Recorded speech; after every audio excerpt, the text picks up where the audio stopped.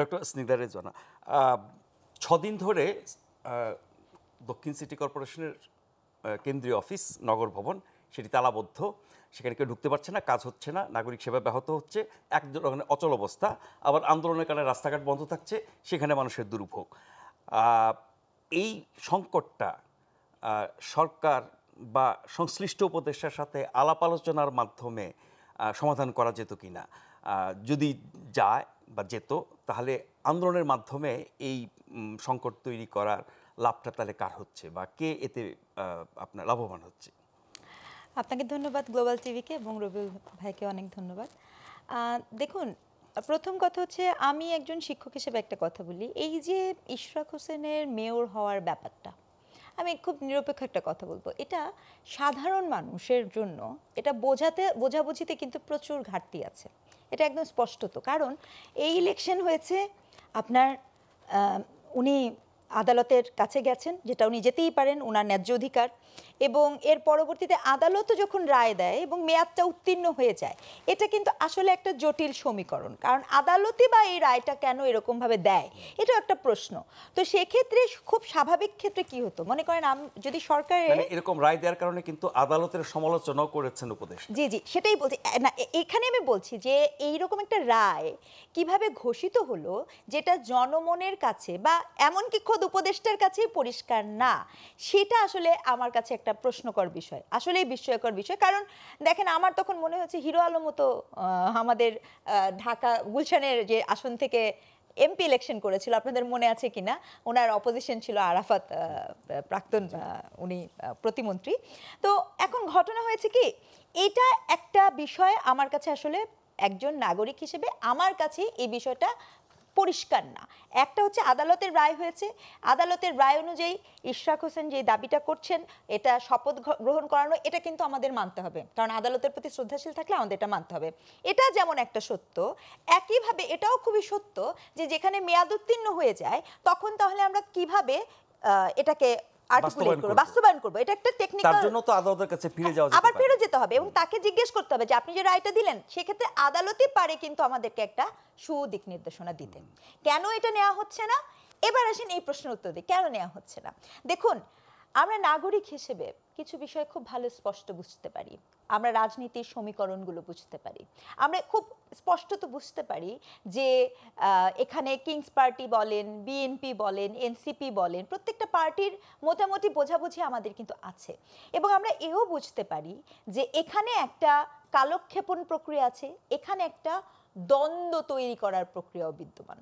আপনি খেয়াল করে দেখবেন, মানে কার সাথে কার দ্বন্দ্ব, আমি সেটা বলছি, অভ্যন্তরীণ দ্বন্দ্ব থাকে, একটা থাকে উইদিন দ্য পার্টি, আর একটা থাকে এক্সটার্নাল পার্টি। আপনি খেয়াল করে দেখবেন যে এই তো দুদিন আগেই আমাদের তথ্য উপদেষ্টা উনি জগন্নাথের সমস্যা সমাধান করতে যে কাজটি হয়েছে, ভীষণ কোনো নাগরিকের সুনাগরিকের কাজ এটি হয়নি, কোনো ধরনের আঘাত, সেটা বোতল হোক আর যাই হোক, এটা এটা এটা আমি সমর্থন করি না, এটা আমি স্পষ্ট বলছি। কিন্তু দেখেন, ওখানেও কিন্তু একটা দ্বন্দ্ব তৈরি হচ্ছে। আবার আমরা খোঁজ পাচ্ছি খোদ এনসিপির ভিতরেও কিন্তু দ্বন্দ্ব তৈরি হচ্ছে, মানে পত্রপত্রিকা মারফত আমরা যেটা জানতে চাচ্ছি। অন দ্য কন্ট্রারি, বিএনপির সাথে দ্বন্দ্ব তো খুব স্বাভাবিকভাবেই কামনীয় কেন, কারণ আপনার তো একটা বিরোধী দল লাগবে, আপনার যখন প্রধান বিরোধী দল হিসেবে কাউকে না কাউকে তো লাগবে। সরকারের সাথে বিএনপির নাকি এনসিপির প্রতিনিধিত্বকারী যেসব উপদেষ্টা আছে তাদের সাথে বিএনপি? এখন সরকারের মধ্যেই তো আসলে এনসিপির প্রতিনিধিও আছে, সরকারের মধ্যেও আবার সরকার আছে, সরকারের মধ্যে ছায়া সরকারও আছে। অর্থাৎ এখানে একটা সমীকরণ দিয়ে এটাকে বোঝার কোনো সুযোগ আসলে অবশ্যই সরকারের যারা আছে সবার ভূমিকাকে কি এক কাতারে আনা যায়, নাকি যারা এনসিপি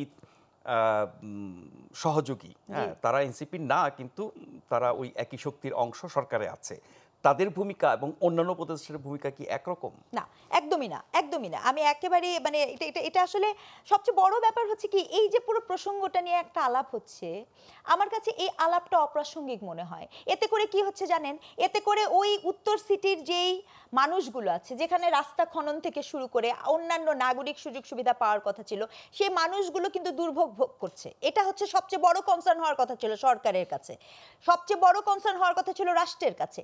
কিন্তু খুব দুঃখজনক যে এখানে যেটা হচ্ছে যে একটা ক্ষমতার কে আসীন হবেন, কার ক্ষমতার দাম্ভিকতা টিকে থাকবে সেটা গুরুত্বপূর্ণ দেখাচ্ছে। আরেকটা এইরকম একটা সিচুয়েশন আমরা যিনি এর আগে আইনি পড়িনি। এবং আদালতের প্রক্রিয়ার মধ্য দিয়ে ক্ষমতাবান হয়েছেন জি। তাকেই তো মেনে নেওয়া সেটা বৈধ, স্বাভাবিক। সেটা অবশ্যই বৈধ, এটা আপনাকে মানতে হবে, যেহেতু আদালতের ক্ষমতা দিয়ে হয়েছে উনি বৈধ, এ বিষয়ে কিন্তু আমার কোনো দ্বিমত তার নেই। মানে নানান কারণ দেখিয়ে এটাকে ঠেকিয়ে রাখার অর্থ হচ্ছে যে অনির্বাচিত ব্যক্তি, তাদের পছন্দ বা নিজস্ব ব্যক্তি, তাদের দিয়ে নগর পরিচালনা করা। আমি সেটা না বলে বরঞ্চ আমি বলবো যে নানা ধরনের দিয়ে দেখানো হচ্ছে যে আপনি ক্ষমতাবান।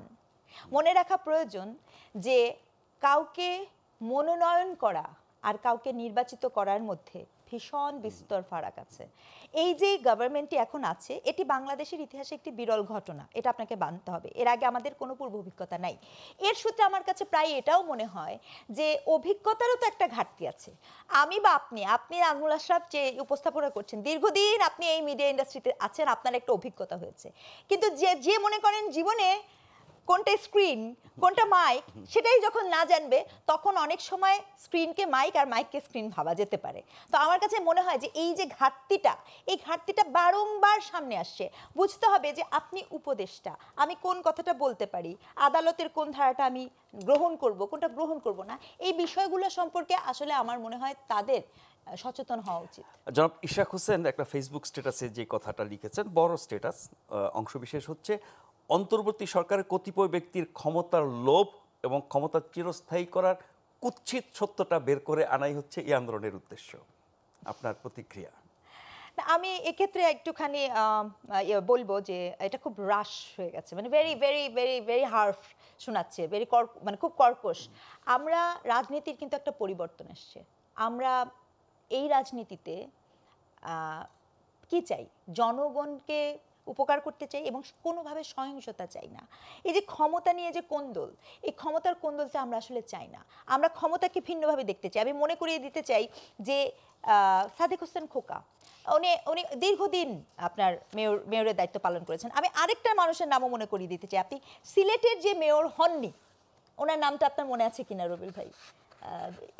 ওনার সিলেটের যে পূর্বতন মেয়র ছিল, ভীষণ জনপ্রিয় লোক এবং হ্যাঁ ভীষণ জনপ্রিয় লোক, এবং তাকে কিন্তু আগে সরকার সরিয়ে দিয়েছে। আমি এটাই বলতে চাচ্ছি যে যে মানুষটা কাজ করে সেই মানুষটা কিন্তু জনগণের জন্য কাজ করতে হবে। ক্ষমতার জন্য আর কাজ করার রাজনীতি করে কোনো লাভ হবে না।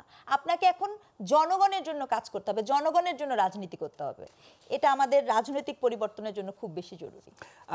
আবার জনাব আসিফ মাহমুদ, স্থানীয় সরকার উপদেষ্টা, তিনি যে পাল্টা স্ট্যাটাস দিয়েছেন সেখানে তিনি বিএনপিকে বলছেন গায়ের জোরে বিএনপি নগর ভবন বন্ধ করে আন্দোলন করছে। গায়ের জোরে তো আরও অনেককে আমরা আন্দোলন করতে দেখেছি, গায়ের জোরে অনেক দাবি আদায় করতে দেখেছি।